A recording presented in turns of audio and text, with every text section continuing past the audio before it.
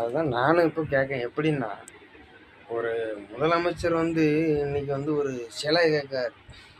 அவர் வந்து சிலை கேட்காருன்னு கிடையாது. அதாவது முதலமைச்சர் பதவி இன்னைக்கு கிட்டத்தட்ட 8,00,00,000 பேரை நீங்கள் வந்து சமாளிக்க முடிச்சுன்னா ஒரு மனுஷனால சமாளிக்க முடியாது. ஒரு 10 பேர் வந்தால் சமாளிக்கலாம், பேசலாம். 10 பேரை வேலை வாங்கலாம். அது ஒரு சூப்பர்வைசர்.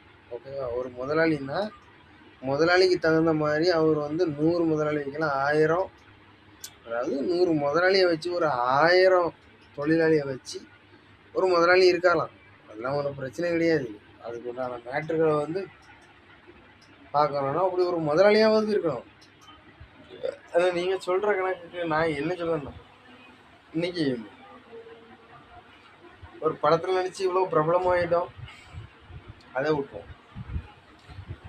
ஒரு முதலமைச்சர் பதவிக்கு வந்து நம்ம வந்து கொடுக்கமே, அப்போ நமக்கு வந்து இதை நம்ம சிந்திக்க வேண்டிய ஒரு விஷயமாட்டு நம்ம யோசிச்சேன். எப்படின்னு கேட்டாங்க, எனக்கு கூட தெரியாமல் இருக்கலாம். நான் யாரோ சொல்லி உடனே இப்போ உங்கள்கிட்ட பேசிகிட்டு இருக்கலாம், அதெல்லாம் நான் வந்து கேட்க மாட்டேன். ஆனால் நான் இப்போ என்ன சொல்லுவேன்னா, ஒரு முதலமைச்சருக்கு மட்டும்தான் நீங்கள் வந்து என்ன பண்ணியிருக்கீங்க கேட்டாங்க, இன்னைய வரைக்கும் நீங்கள் சிலை கொடுத்துருக்கீங்க. ஒவ்வொரு சிலை வந்து அந்த அவங்க நாட்டில் வந்து ஒரு சிலை இருக்கணும் அப்படின்னு சொல்லிட்டு ஒரு முதலமைச்சருக்கு தானே கொடுத்துருக்கீங்க.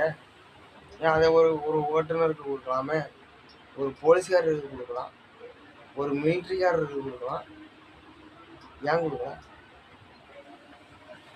இப்போ அந்த 3 பதவி இருக்கு. ஒரு கலெக்டர் இருக்காரு, அவருக்கு நீங்கள் ஒரு சிலை வச்சுருக்கீங்களா இன்னைய வரைக்கும்?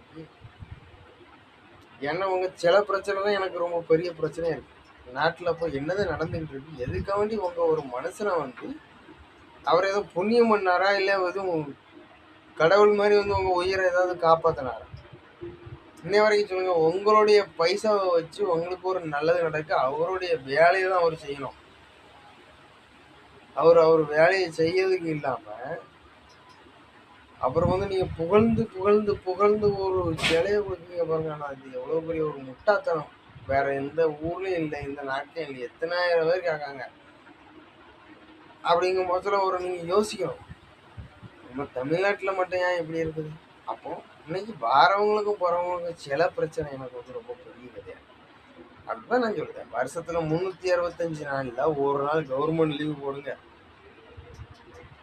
என்ன நான் சொல்லுறேன், ஒரு நாள் கவர்மெண்ட் விட்டுட்டு ஒரு நாள் லீவு. அவங்களுக்கு ஏற்கனவே ஞாயிற்றுக்கிழமை லீவு உண்டு. நல்லா கட்டிடுங்க. வாரத்தில் 7 நாளில் ஞாயிற்றுக்கிழமை ஒரு நாளைக்கு எல்லாருக்குமே லீவு. அதுக்கப்புறம் சனிக்கிழமை ஸ்கூல் குழந்தைங்களுக்கு மட்டும்தான் லீவு. மற்றபடி எல்லாரும் அவரவர் ஒர்க்கில் கரெக்டாக இருக்க முடியாது. இருந்த பிறகு உங்களுக்கு